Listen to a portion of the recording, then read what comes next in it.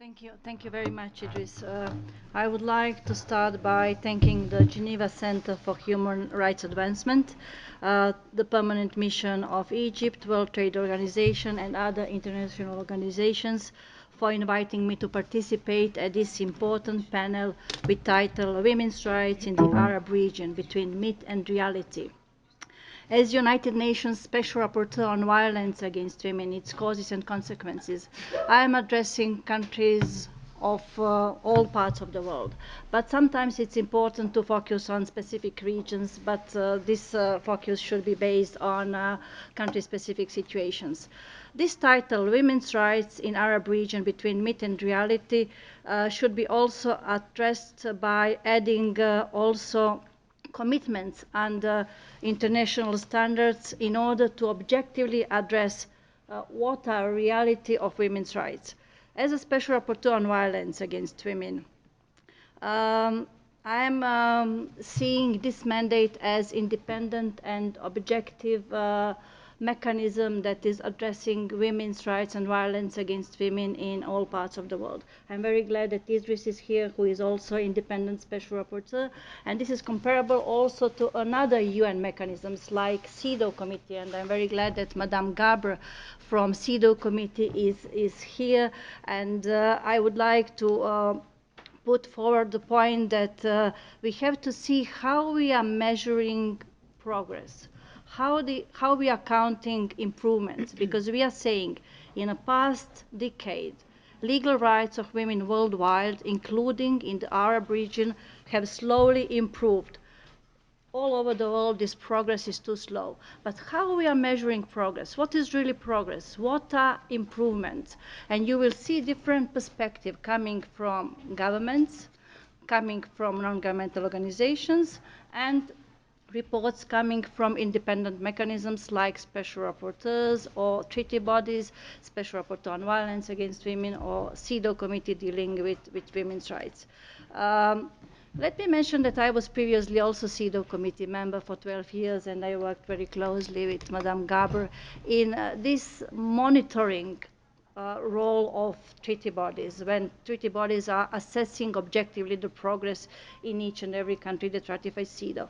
Now, as a special rapporteur on violence against women, I'm using the whole international human rights framework. So even countries that have not ratified CEDAW are under my mandate, and I'm using CEDAW Convention, but also Beijing Platform for Action, Declaration on the Elimination of Violence Against Women, and other regional instruments. And here it is very important to see commitments of each and every state, what was accepted and what should be implemented.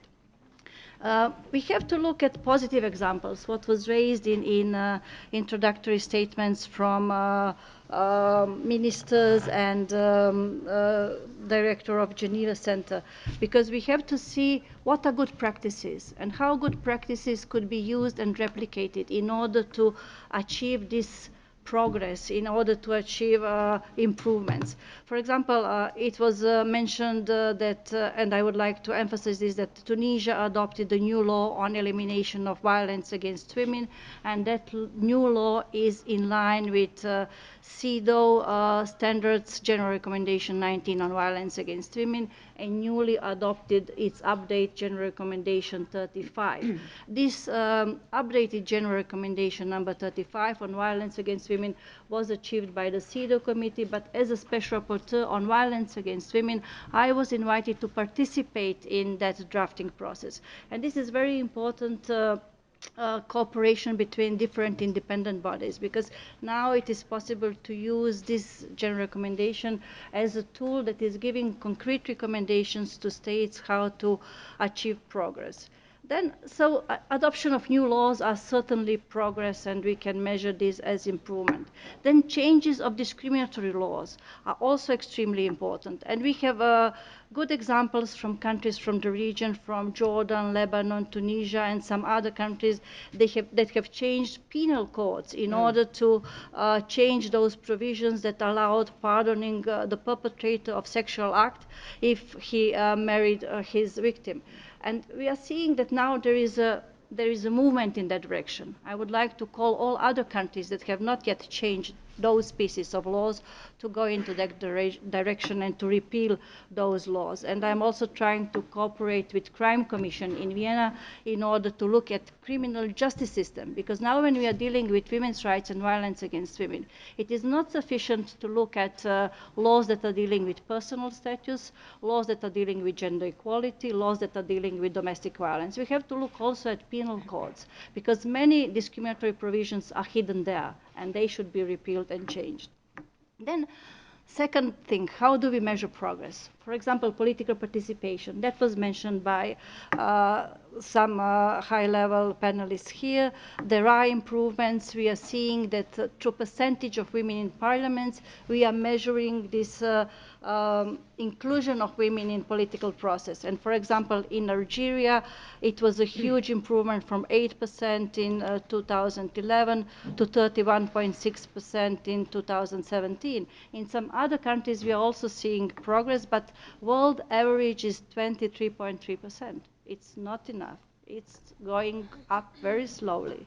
So it's not sufficient. And even when we have 50% of women, this is gender balance, not gender equality, because all those that are in should then promote policies that are leading to gender equality and equal rights of women and men. So temporary special measures were like quotas were measured, and they're extremely important because they are accelerating inclusion of women in this process. And now I'm seeing that more and more countries from the region are accepting temporary special measures. I know that there is rejection from some countries, but on the other hand, countries that are using them are examples how this acceleration of political participation could be achieved in a shorter period of time. Also, I would like to mention IPU study, Interparliamentary Union study on sexism, harassment, and violence against women parliamentarians that was done in 2016. And they had collected interviews from 55 women members of the parliaments in 39 countries. And it was clear that there is a high level prevalence on psychological and sexual violence against women members of the parliaments. 81.8% of women from those countries reported that they were harassed during their parliamentary term. As a special rapporteur on violence against women, my next report I am dedicating to violence against women in political area. And I would also like to mention that only recently I have learned that Latin American region, they are now working on a new instrument on violence against women in political area. So it is important really to look at those areas and to have proper tools to achieve balanced participation of women. Let me also mention patriarchal norms and traditions. And I would like to thank Geneva Center for preparation of this background paper. And I was really amazed when I saw this sentence, patriarchy has no single religion or culture. And this is true. In all countries all over the world, we are seeing patriarchal norms that are governing our societies. And it is not sufficient to change the law because those norms are behind those laws. And sometimes they are supporting those laws, but even when we change laws, we need to still look at those patriarchal norms that needs to be changed, that are promoting superiority of men and inferiority of women. And there are in many single examples, they are not recognized. You see this, for example, teaching that man is a head of a household. It could be accepted like, okay, this is normal, we are not meaning this because women are having main or equal word there and so on. But it is important for all of us to look what are those norms and how to change them in line with international standards. And here CEDAW Convention has specific article on stereotypes and is directing states how to do it.